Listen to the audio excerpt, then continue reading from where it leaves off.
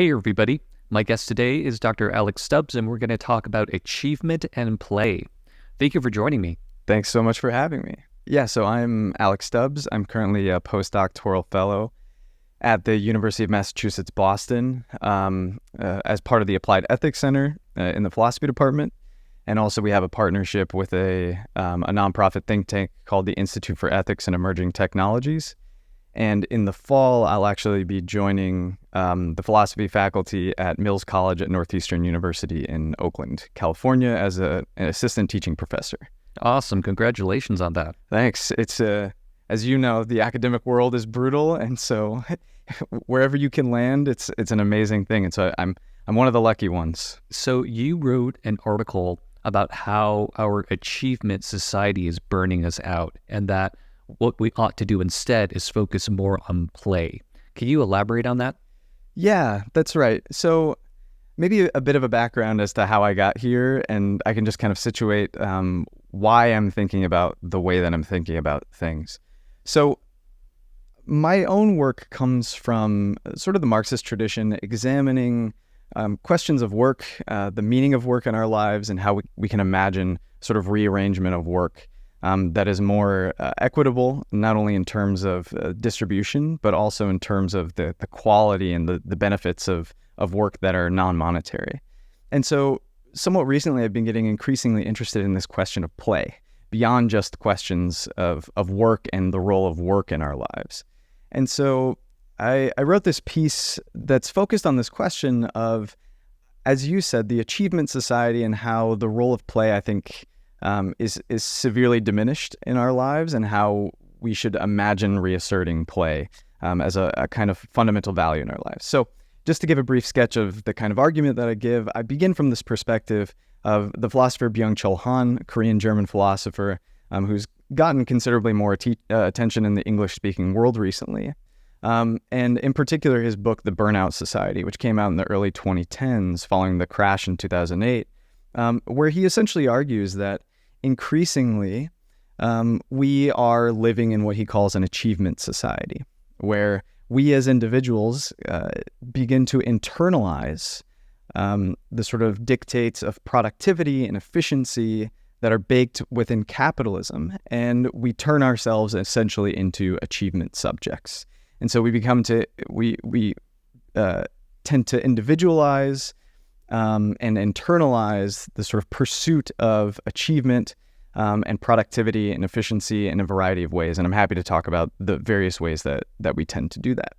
But at the same time, of course, this comes with a kind of diminished sense of value and meaning in our lives. And my essential argument is that I think the concept of play is a helpful way for us to think about how we need to reassess how we think about value. And as a kind of turning point, I think, for us to think about how we can imagine sort of post-capitalist alternatives to our contemporary achievement society. And so for me, I follow the philosopher Moritz Schlick, at least in this particular essay. There's a variety of thinkers of play who have a variety of concepts of play, but his conception of play really is an idea of play that suggests that play are those activities that we do for the sake of themselves. They are what he recognizes as autotelic activities, right? Telos meaning goal or purpose. And so play are activities that have themselves as their own purposes, right? We do them for the sake of themselves. And so I think to the extent that we can imagine ways in which we can reintroduce play into our lives, and in particular thinking about a variety of ways that work itself might become play, I think this is a potential way of pushing back against the sort of achievement society and the achievement subjectivity that we tend to experience under contemporary capitalism. The way that you're presenting the argument is that you contrast achievement with play. You kind of see those as two different things. But at the end there, you kind of said that work can also be a type of play. So play is an activity that you do for its own sake, perhaps because it's just enjoyable or something. That's right. So if it's defined like that, that means work could be a type of play, right? Because at least for me doing this podcast, is it work? Is it play?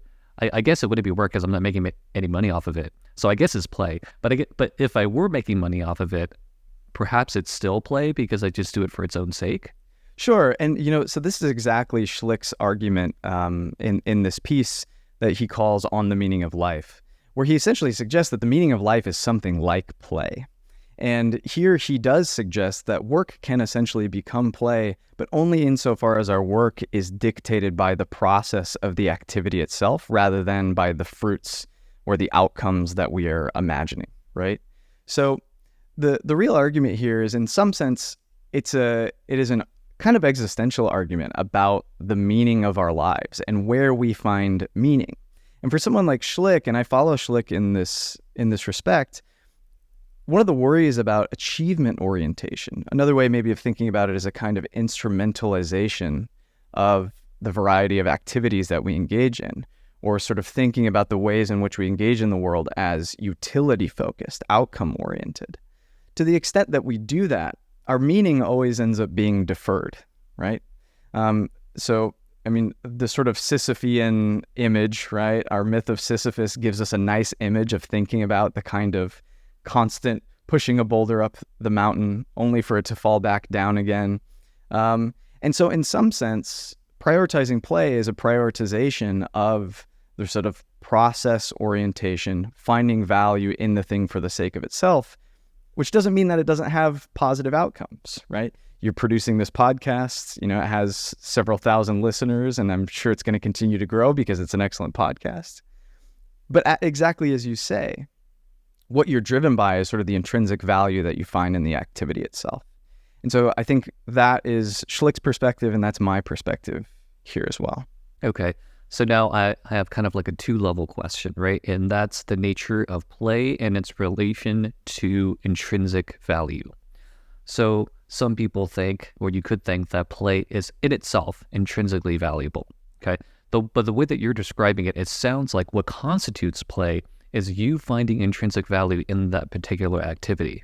So perhaps there is intrinsic value on that second level in finding finding an activity intrinsically valuable on that first level. Sure. I think that's correct. And there's a variety of ways that people talk about play and the intrinsic value that they find in play. So I take it that you're essentially saying there's one level where the activity itself is just intrinsically valuable versus you find the intrinsic value in the activity, almost regardless of what the activity is. Is that what you're saying? Yeah. So like the reason why I asked this question is because my background is more in the philosophy of well-being. And I don't know how much you know about that literature, but I'm kind of like an objective list theorist. So I think that there were certain things that are just objectively good for you, whether or not you want them. But anyway, different list theorists have different items on the list, but you could imagine somebody having play on that list, right? So it's just something that is good for you. And that is content neutral, right? That the specific type of play could vary to the extent that play for one person may be different from play from another person. Sure. No, I think that's quite right. So Martha Nussbaum, for example, play is considered one of her capabilities, right? In my view, I think it's one of the most underexplored capabilities, and I think there's deep value there. And we often talk about it in the context of children, but we often talk about play in the context of children as a kind of instrumental process, right? It does something for us, right? Play is good for us insofar as it allows us to develop social skills. It allows us to adjudicate our needs alongside the needs of others. And so it's sort of instrumentalized. But here, I'm thinking about play as something that can be content neutral. Of course, I also think play can be aimed at something like the good, the true, and the beautiful, but it doesn't necessarily have to be, right? So it can be content neutral. It could also be filled with other things that we might want to recognize from a kind of objectivist sort of well-being perspective that can fill those contents of play. Okay. I want to dive deeper into this notion of play, but first I kind of want to think more about achievement. Sure. So when I think of achievement, I think of at least academic achievement, right? Publishing a paper, maybe getting a particular job. In athletics, maybe it's winning a gold medal, right? Those activities, at least some of them, I can imagine, are extremely important for those people. And so how does play fit into that? Are you just saying that we need a better balance of the two? Or are you saying that this concept of achievement we need to drastically change, because the way that we understand achievement is just like in a very narrow sense, and that in this narrow sense, achievement leads to burnout. I think the answer is something like both. I think we need something like a better balance, but also our concepts of achievement, I think, are fraught with all sorts of issues. So I'll take that second one first. So here in particular, I think the way that we think of achievement is in the context of sort of quantitative output, right? We very often think about it in terms of sort of productivity measures. And here I'm thinking about the Weberian tradition of the Protestant ethic and spirit of capitalism, as well as his concept of instrumental rationalization, which then gets picked up by the critical theorists in the Frankfurt School, who essentially critique that sort of instrumental rationality from this perspective of saying, well, look, insofar as everything is instrumentalized, we never end up finding value in the thing itself, right? And it leads to a kind of emphasis on constant productivity, constant work, which leads to overwork, burnout, so on and so forth. I mean, just to sort of maybe take a step back and put this in perspective, something like 20% of all Americans consider themselves actively disengaged from their work, right? And this is at the same time while we see increasing levels of economic inequality, both in terms of income inequality as well as wealth inequality. And this is at the same time while Americans tend to work far above the average hours per year in terms of OECD countries. And really since the early 2000s, we've actually seen a rise in the amount of hours worked, even though we've seen a decline over the past century. So really in total, I'm worried about this concept of achievement from this perspective of, I think it leads to a kind of internalization process where we engage in forms of self-optimization, and then we tend to blame ourselves when we don't live up almost to the impossible standards that are required of us under capitalism. So take academic work. I'm not sure if your audience is a particularly academic-focused audience, or maybe it's a more popular audience, but the world of academia is absolutely brutal, as both you and I know, right? But there's what that comes with then is a kind of emphasis on constant productivity, publishing as much as you possibly can. Of course, the quality matters to a certain extent, but there's a continual emphasis on publishing as much as possible, right? And so I'm worried about achievement as being this kind of quantitative metric. But also, I'm concerned about a kind of balance, right? Because I do think that achievement is something that could be deeply valuable for people. I value my own achievements. I'm sure that you value the achievements that you've been able to accomplish in your life. But I think we overemphasize this particular kind of achievement orientation, and we severely devalue play, the sort of intrinsic value of doing things for the sake of themselves. So that's one of my major worries. And if you'll allow me the space, I sort of think about this along these lines. So in the philosophical and psychological literature on the meaning of life, it's very often thought in terms of a kind of meaning triad. I mean, there's various different ways of thinking about it, but a lot of folks use a kind of meaning triad where they suggest that when we think about meaning in our lives, we tend to think about meaning along three different axes.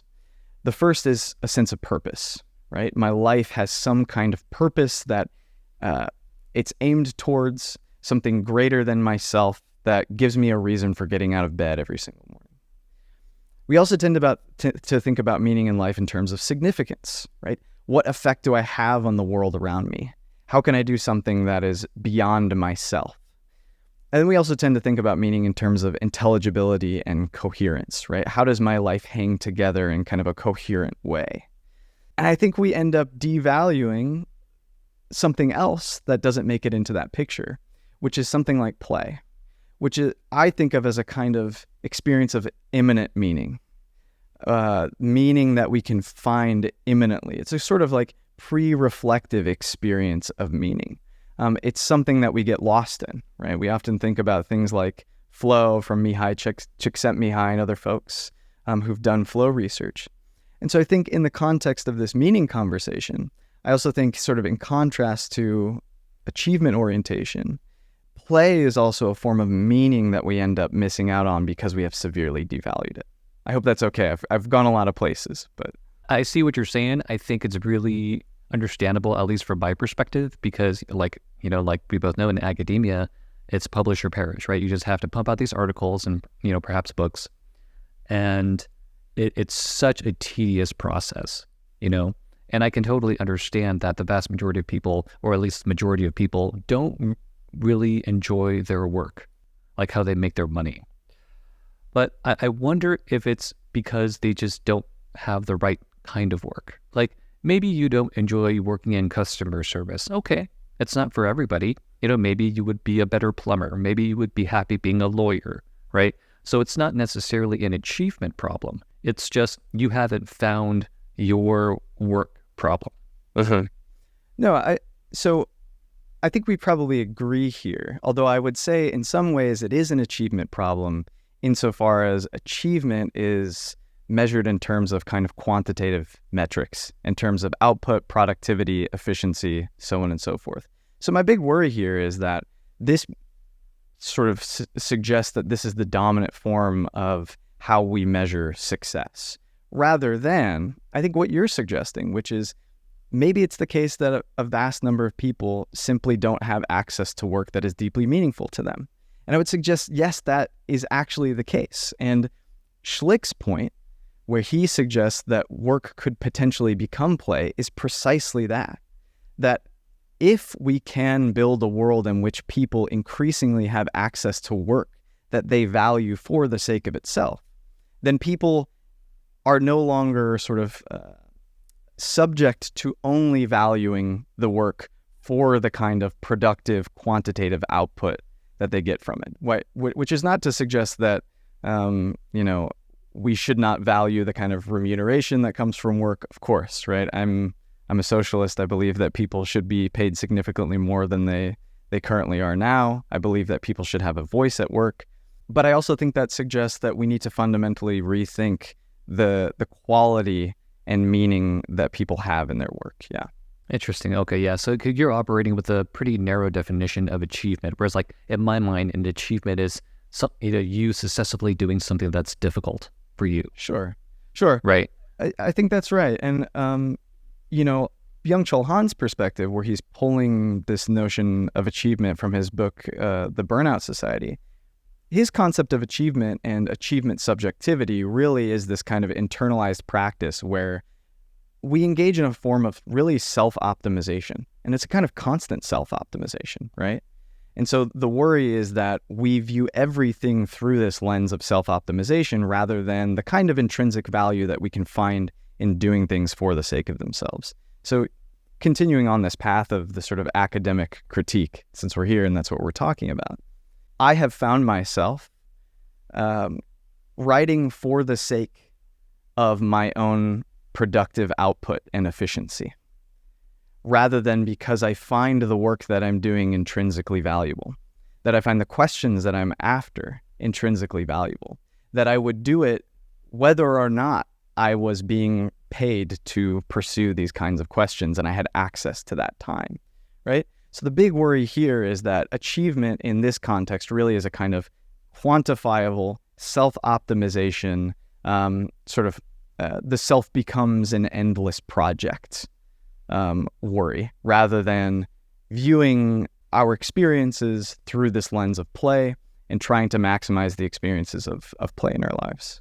Yeah, the more you talk about it, the harder I have separating the two concepts. So in regards to self-optimization, right? Like I love optimizing myself, especially in the kind of philosophical sphere, right? Like I don't really publish papers because I don't find that to be fulfilling, like publish in the traditional academic sense, but I will write articles, I will blog, right? Sure. I will have philosophical conversations, but I see that as a form of self-optimization, right? Because I want to optimize myself to the extent that I can better attain the truth. I want to know what is true and what is good and what is beautiful, right? So if I am writing a blog post, that's exactly what I'm doing. So it's hard for me to say if I'm doing it for its own sake. I guess I am, but the activity itself is about self-optimization. It's about growth. There is this instrumental mechanism there because at the end of it, I want to be a better thinker.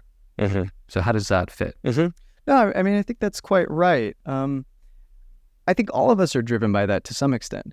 I suppose my argument is not that play is the only way that we ought to operate in the world, right?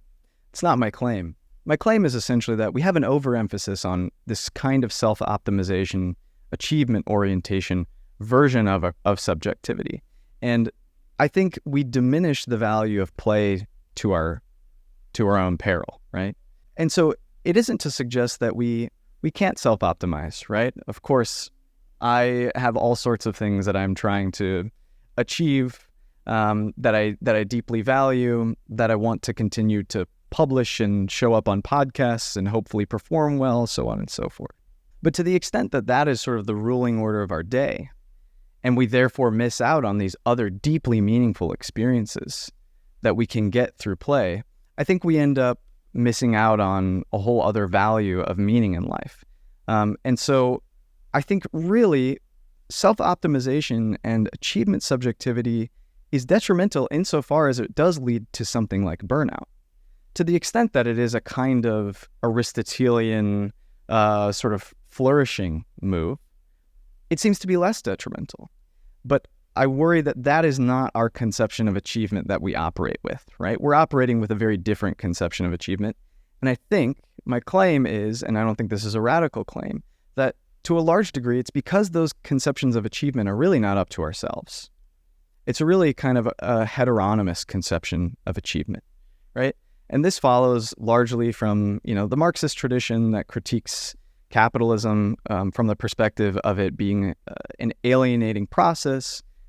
Thinking here, I'm drawing largely from Andre Gors, who has a conceptual difference between autonomous activity and heteronymous activity, right? Activities that we choose for the sake of themselves and that we collectively and democratically direct versus those activities which are forced upon us from the outside.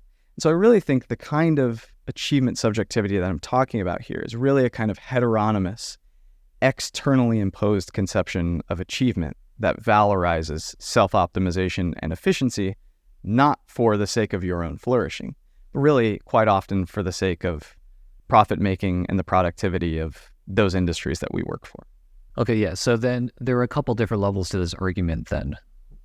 The first level is kind of like what we do as individuals that lead to burnout and what we ought to do instead, perhaps have a better balance between achievement and play.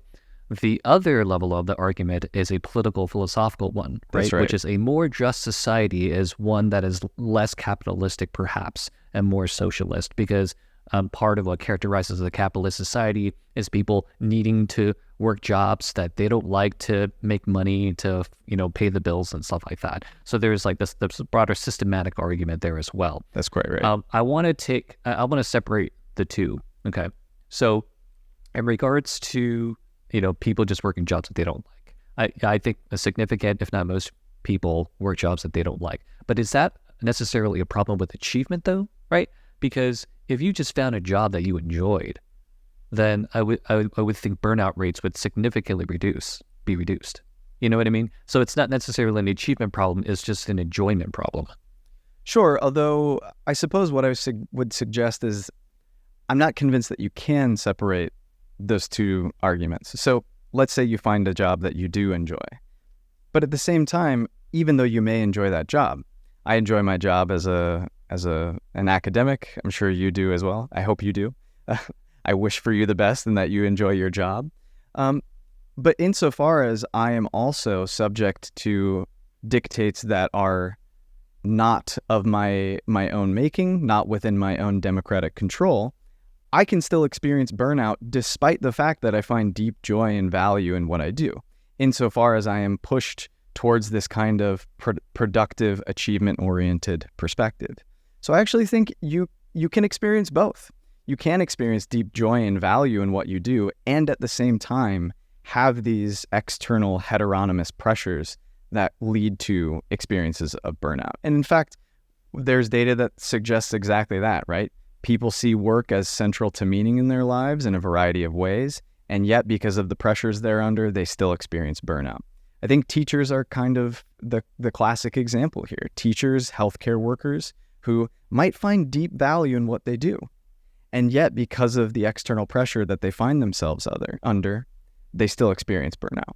Okay, so for example, maybe, I love teaching, but my job requires me to teach 7 classes and it's just too much. And so I experience burnout. Yeah, precisely. That's exactly right. Or you may love writing, right? You may love the process of writing, and yet the sort of requirements of tenure in an increasingly productivist-oriented university system requires you to publish as much as you possibly can, right?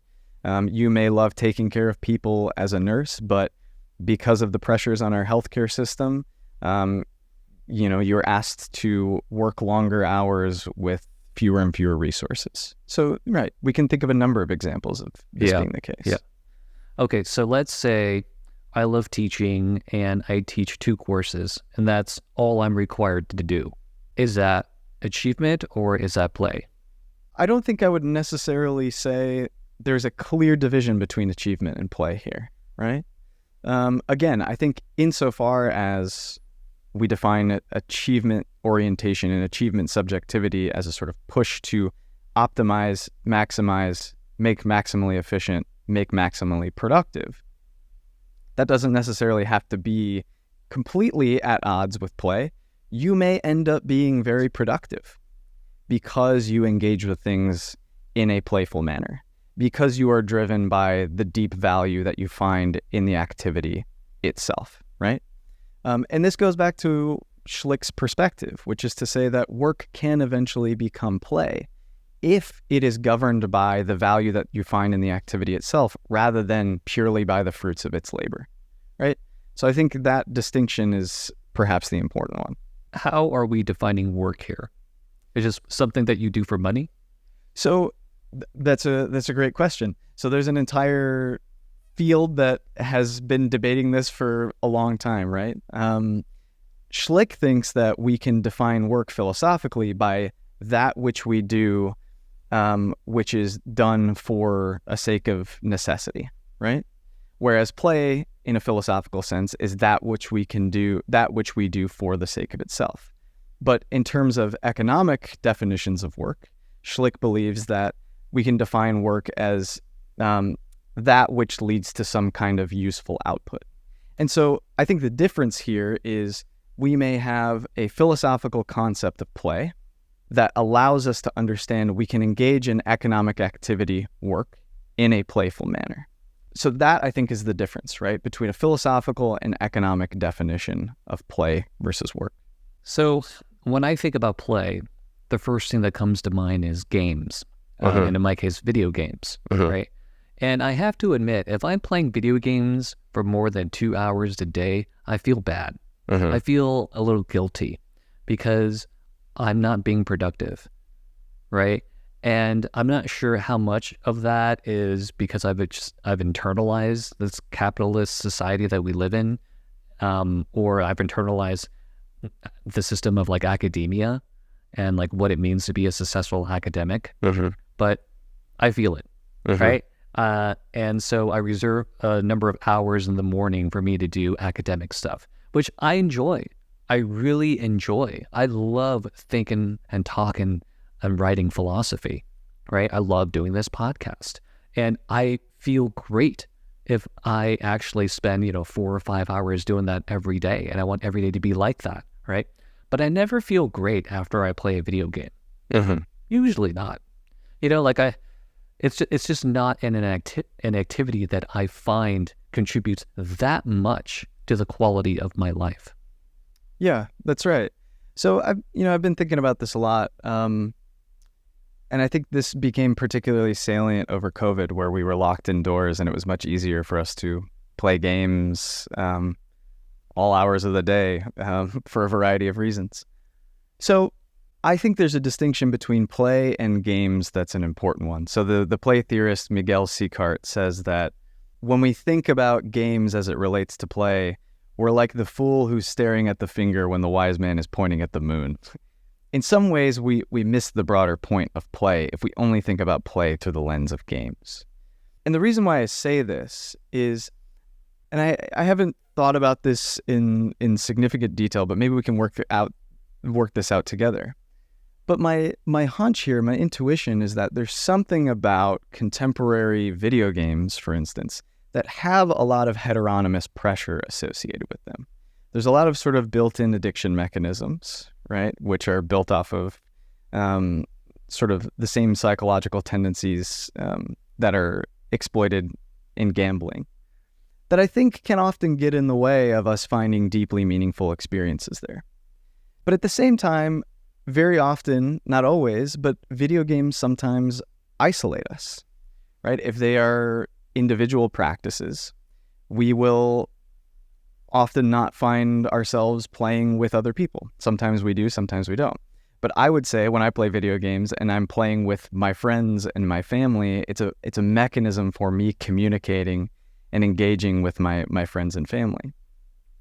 So I think to the extent that we can critique worries about video games, I think the question becomes how much of those are kind of free, autonomous activities that we do for the sake of themselves, and how much of that is a kind of built-in kind of addiction worry. That's at least my kind of my sort of preliminary thoughts here. Yeah, I don't know how much the addiction part plays a role, at least for me. I don't tend to have an addictive personality.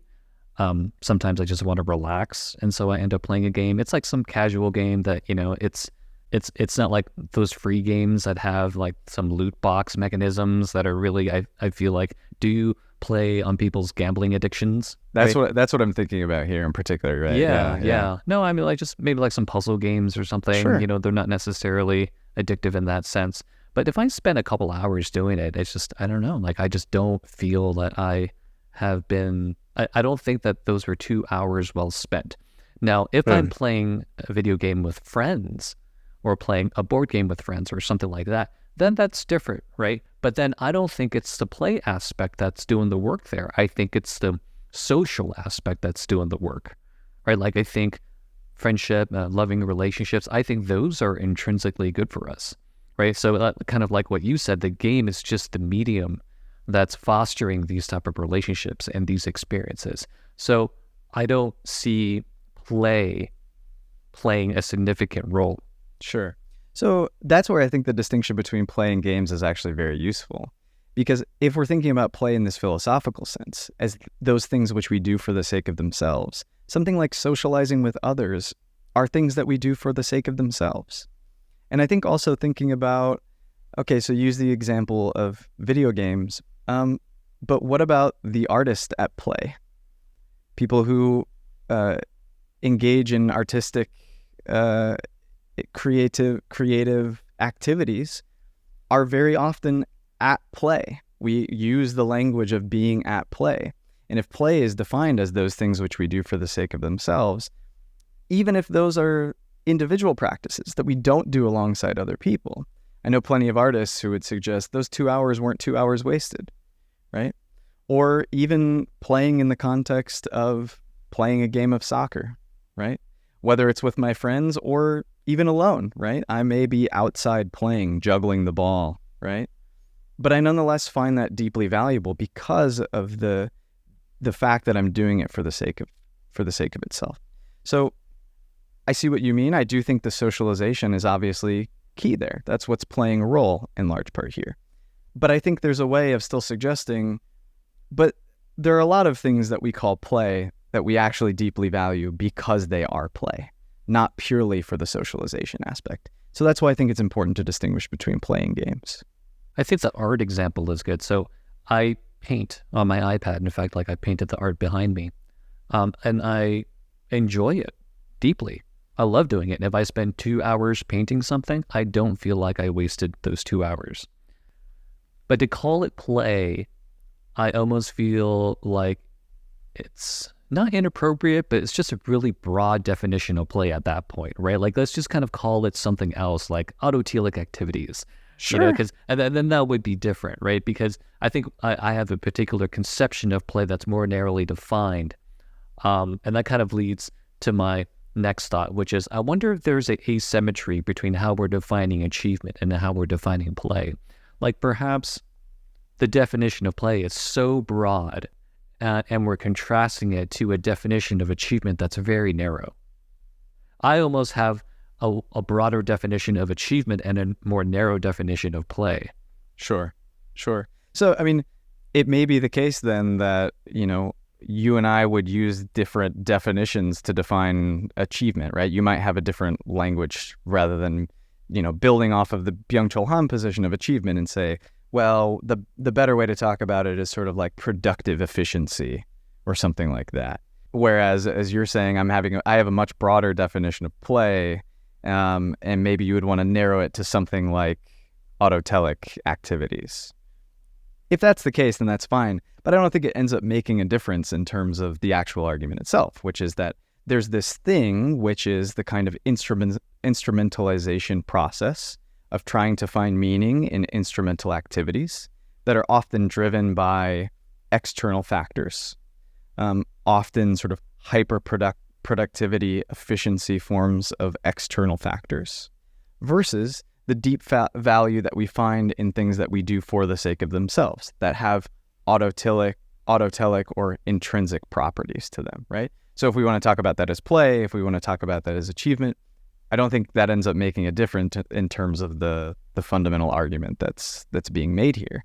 And then especially in terms of the overarching political argument, which is that if we are missing out on the deep value that we can find in play or autotelic activities, whatever you want to call it, and we have too much of an emphasis on the kind of instrumental, quantitative, productive, efficiency-oriented output valuation, then what are the kinds of political changes that are necessary so that we can realize the value in the thing over here that we might be calling play and de-emphasize the value over here that we're calling this kind of achievement instrumental activity? Yeah, no, I understand what you're saying now. I at least I have a better understanding of what you're saying now. This conversation makes me think about Bernard Suits and the grasshopper, and what he thinks playing a game means. His definition also ends up being really broad, right? Like, playing a game is the voluntary attempt to overcome unnecessary obstacles, right? Something like that. And so it's not just playing a game. It could be other activities as well. Although that seems like it would exclude something like art, because I'm not trying to overcome unnecessary obstacles. Perhaps, although you could say that whatever the medium of the art that you're trying to engage with is a kind of overcoming of an obstacle, right? So if you're painting with watercolor, you're limiting yourself in a particular way. If you are a dancer, you're limiting yourself in a particular way by saying, look, the sort of limitations of the human body are my limiting factors here, and my role is to produce within the confines of this particular space. So I'm not sure that it leaves out art necessarily, but I think to your broader point, you're essentially suggesting play theorists very often have a very broad definition of play. And I think that's actually quite right. Most play theorists have a very broad definition of play, and it very often involves some kind of open-ended process where you engage in something for the sake of itself, and it typically also has certain qualities like an openness to experience, elements of spontaneity, and sometimes, as you're suggesting, it also sort of requires a sectioning off of our life into a particular area, right? And so when we often think about play, we often think about it's temporally bound in a certain way, right? If you go play in a soccer match, it's bounded within the context of 90 minutes, right? But nonetheless, it often has this kind of open-ended perspective. Most play theorists, and I wouldn't consider myself a play theorist, I'm mostly a political philosopher, but I'm becoming increasingly interested in this question. What they want to do is they want to broaden our conception of play and move it beyond just how we think about it in relation to just games and also childhood. That there's actually something deeply important happening in those experiences of play that as we become adults, we miss out on the valuing of things for the sake of themselves. So I'll give you an example as it relates to children's play, which I think is relevant here. So there's very often talked about different views of play. Some folks think about play as a kind of play as progress view, right? As children Children play because it forces them to adjudicate their differences alongside other people, right? They learn how to create rules and systems and structures without being overseen by adults. Often when we think about free play, that's what we're talking about here. And what play does then is it helps young people develop their social, emotional, and often, bodily capacities. But then there's also another view too, the sort of play as presence view, which suggests, but children don't do play for those reasons, right? No child goes and plays because they're thinking, well, you know what? 10 years from now, I'm going to have great social and emotional skills because on the playground, I was able to, adjudicate my differences between, my interests and Timmy's interests, right? And so in some ways, what I think the broadening of the definition of play is trying to do is to suggest, what are the reasons why we play? We play because we find this deep existential value and meaning in doing things for the sake of themselves, getting lost in them for the sake of themselves, right? So I think that distinction maybe is helpful in thinking about why this broad definition of play might be beneficial. Mm-hmm. I'm wondering if play is valuable because there's necessarily a self-development aspect to it. Because I think self-development is intrinsically valuable, and perhaps play is just one of the form that it takes, right? Like we can develop ourselves because we have to pay the bills, or we can develop ourselves because we're just engaging in an activity that we enjoy, right? So I really enjoy the time I spend painting, but I think it's because a couple of reasons. One is that I'm developing my artistic skills. And the other is that I'm producing beauty. Like there is this product at the end of it. So in a sense, it's also instrumentally valuable. Mm-hmm. I think again, that is right. Play can have instrumental benefits, right? But I would argue that there is a kind of immanent meaning that we experience in play that is not merely reduced to the kind of instrumental benefits that we get from it, right? So when I play soccer, I develop a better cardiovascular system, better, hand-foot coordination, right? I might develop better social skills because I'm having to play in a team.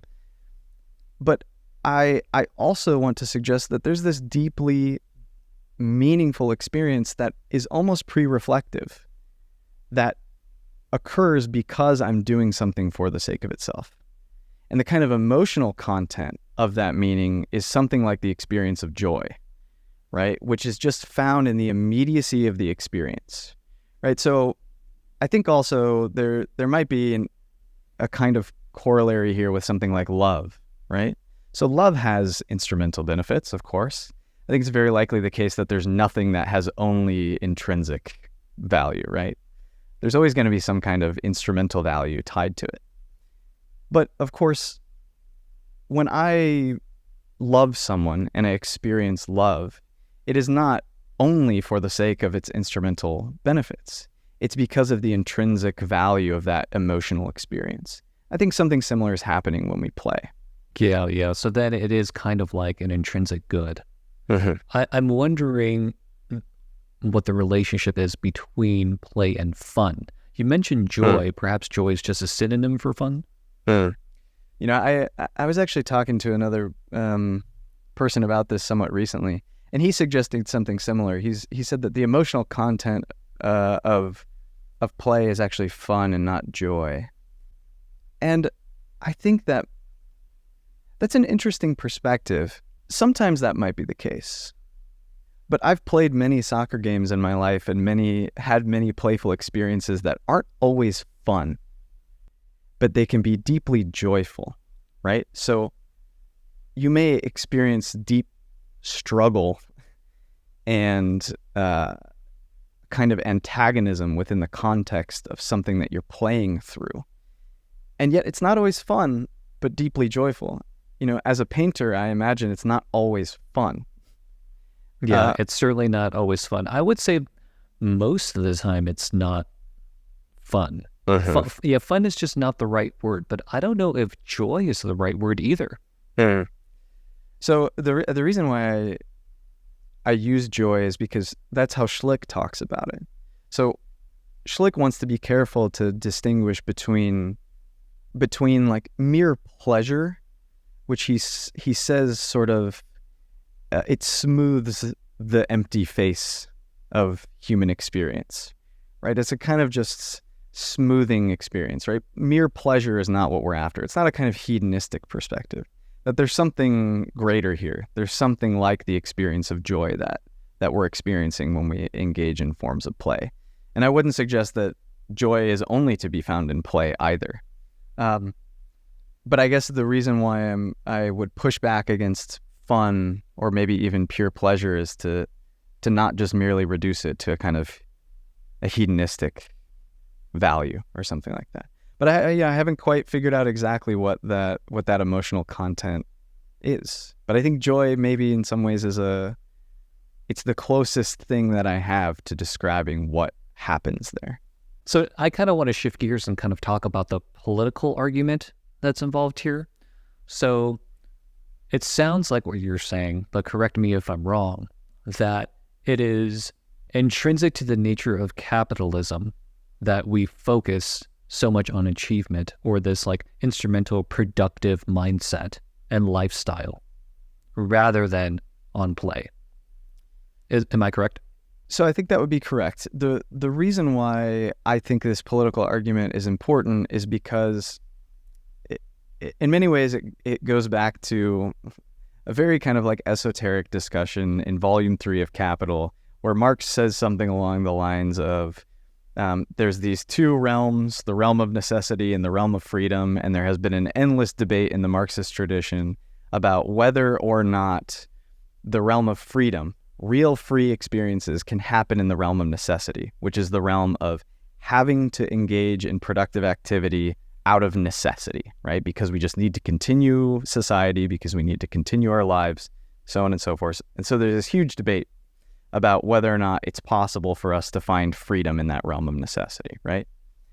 And so I think what's relevant here in thinking about the political argument is that insofar as capitalism prioritizes productive output and profit maximization, and insofar as people's working lives are dictated not by themselves, but by those who own the means of production, we are always going to get something like this definition of achievement that I'm talking about here, the kind of efficiency, productivity-oriented form of valuation.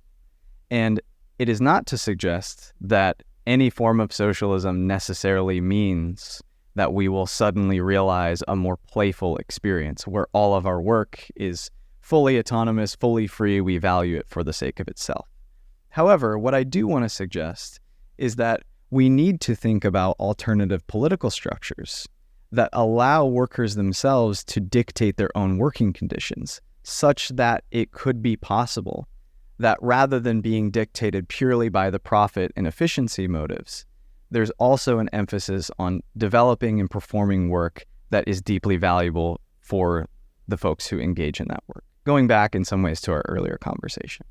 Yeah, I see what you're saying. I'm wondering if it's necessarily a problem with the economic system and just like compared to human nature, right? Because I always thought that what defined capitalism was the private ownership of the means of production, right? That in itself, I don't see necessarily leading to an overachieving society because it's about what people want, right? Which I think it's largely determined by our natures. You know, people want stuff. We want to have the newest tech, whatever that new shiny thing is, right? And because we want that stuff, somebody has to make that stuff. Sure. Right? So even in a socialist society, I don't see that changing. So I would also suggest we want meaning and we want purpose and we want the experiences of intrinsic valuing things, right? So I'm not necessarily convinced that it's merely a matter of human nature, because we also want these other things as well. We find these other things deeply valuable. We want to do work that we value for the sake of itself. And yet, insofar as we are not in control of the dictates of our own working lives, it is significantly less likely under a system where you are under heteronymous control rather than autonomous control, that you will not have access to those deeply meaningful, intrinsically valuable experiences. And that is precisely because you don't have control over your own working conditions in the same way that under perhaps a form of democratic management, you would have significantly greater levels of control. So again, it's not to argue, as I said earlier, that any form of socialism would necessarily produce conditions where people have deeply meaningful work all of a sudden.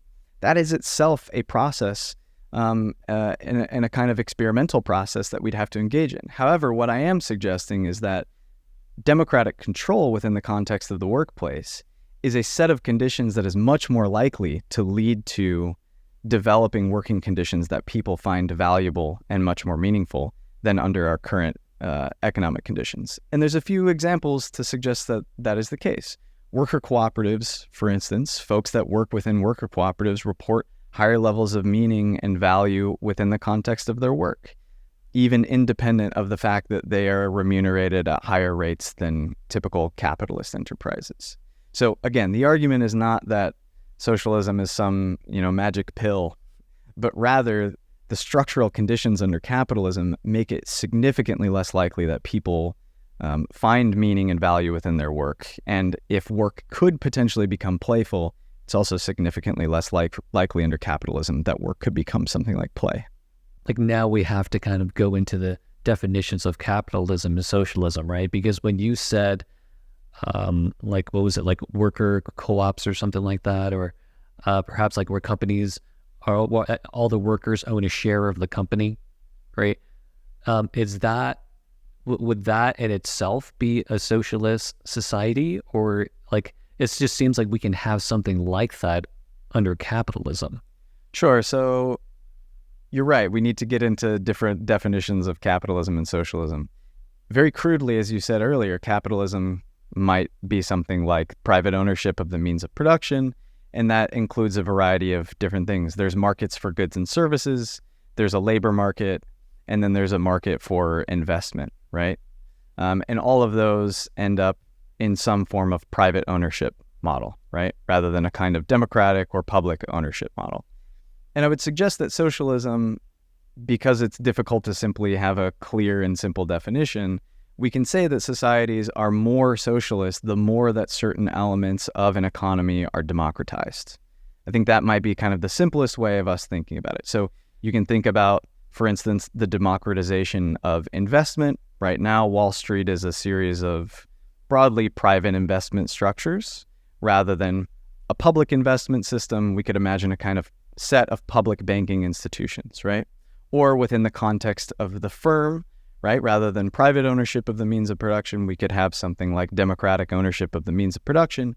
And I think what's critical there is mere ownership is not merely enough, but actual voting rights and democratic decision-making power within the context of the firm is necessary, especially as it relates to this broader question of work becoming more playful, work becoming more intrinsically valuable, right? So insofar as workers can have access to control over their own working conditions, there's a variety of different ways we can think about it, right? It could be share ownership. It could be one worker, one vote. There could be different ways of doing it, right? Different worker cooperatives, for instance, have different mechanisms.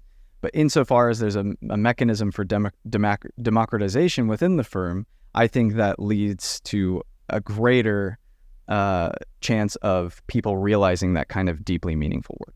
It's almost like a forced system in which people can live more playful lives, right? Because again, we want stuff, we want to buy stuff, we're pretty materialistic. Mm-hmm. And if we live in a more socialist or democratic society, well, we can't really make stuff as fast. And it's going to be more expensive because the workers are going to want to get paid more.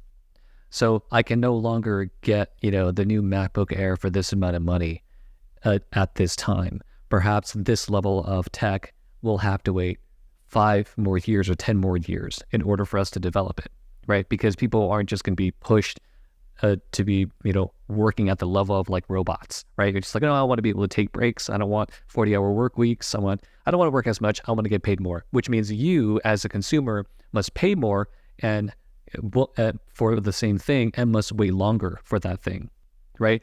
So, and by doing so, perhaps we are collectively forcing all of us, each other, to be more free and be able to play more. Yeah, I mean, I'm not sure I would use the language of force. maybe it's too. The reason why I suppose I would agree with you to a certain extent. I'll lay out how I agree and then maybe explain how I disagree a little bit.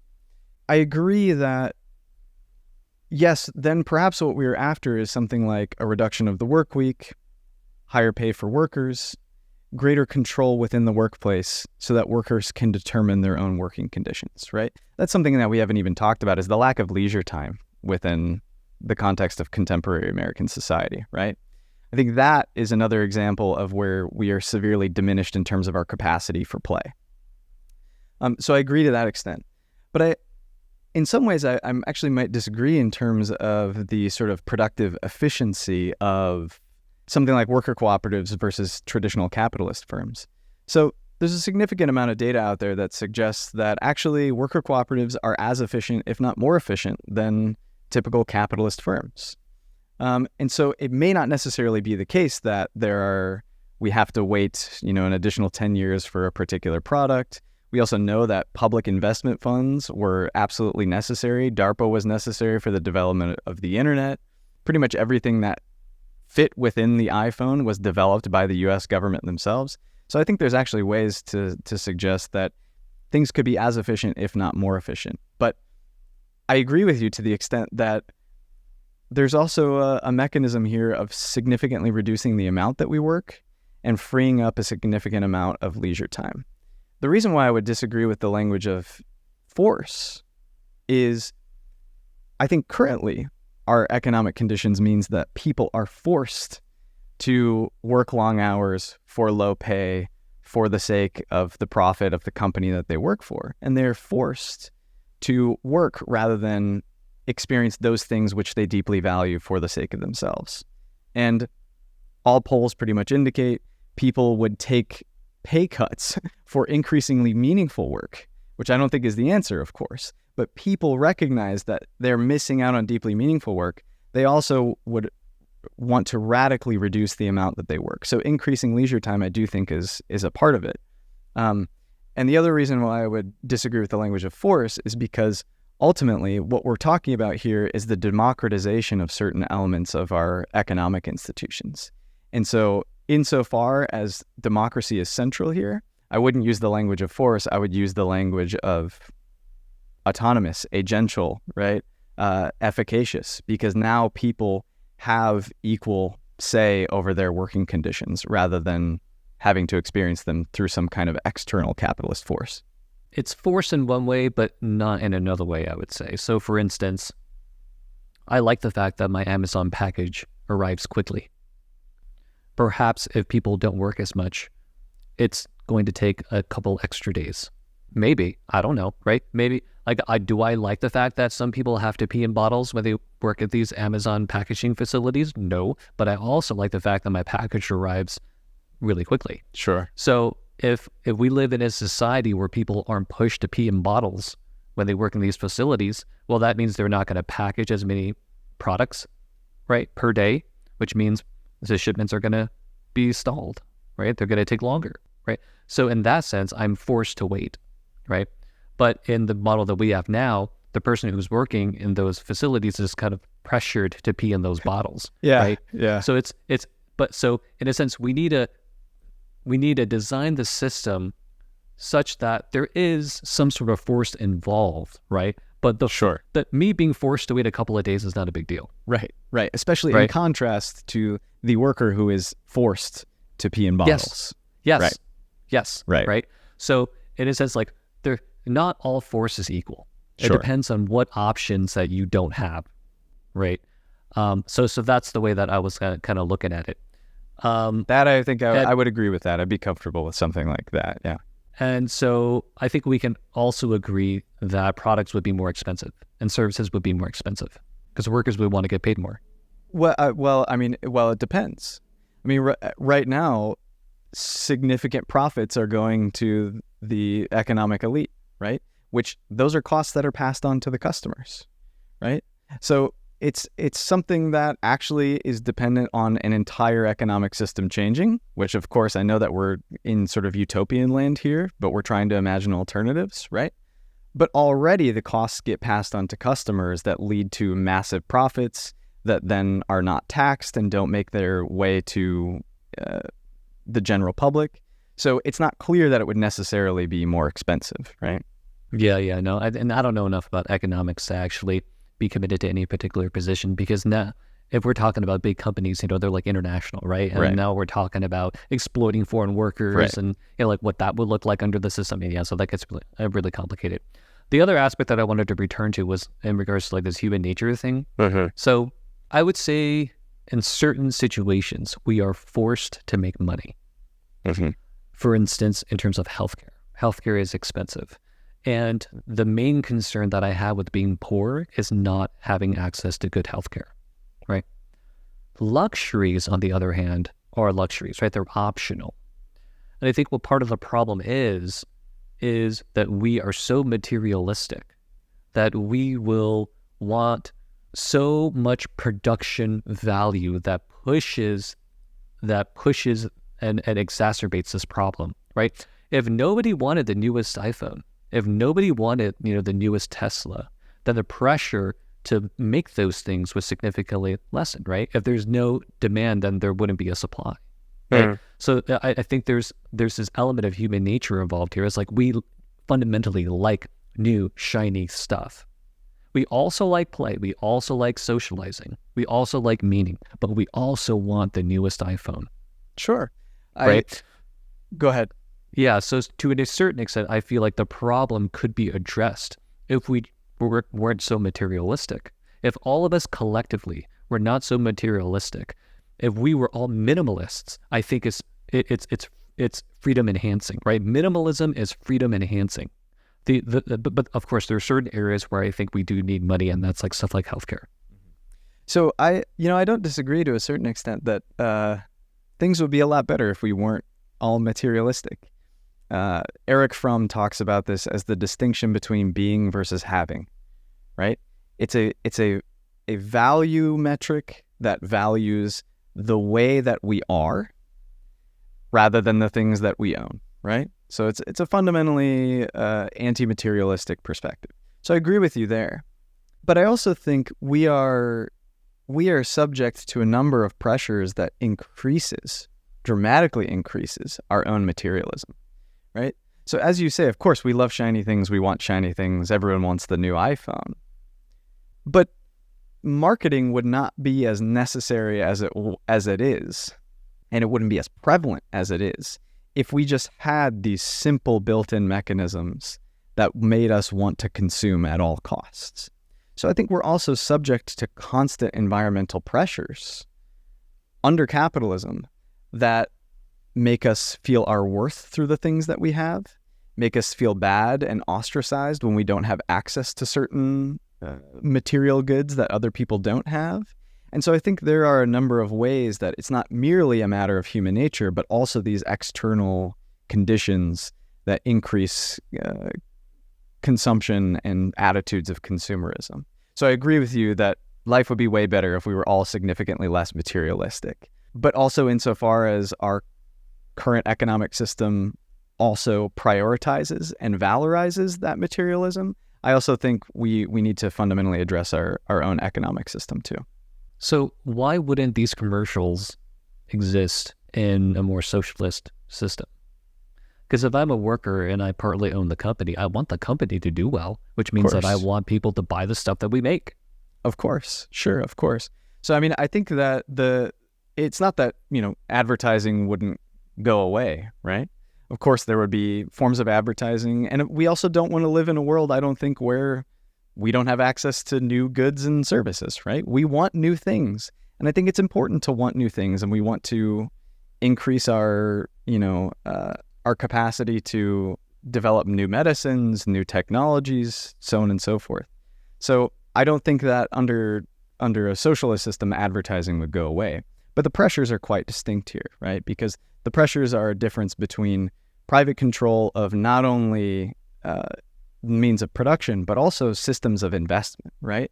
So there's another layer to this, and maybe we're getting too into the weeds here, but there's another layer here that I think is relevant, which is democratizing a public investment system where there's actually democratic mechanisms where we can decide what kinds of technological and productive investments we decide collectively to invest in. Now, that's a kind of broader conversation about what socialism should look like, and therefore what kinds of productive output we would actually get. But I think there's a difference there between socialism and capitalism, fundamentally because there's a kind of collective decision-making happening there. Okay.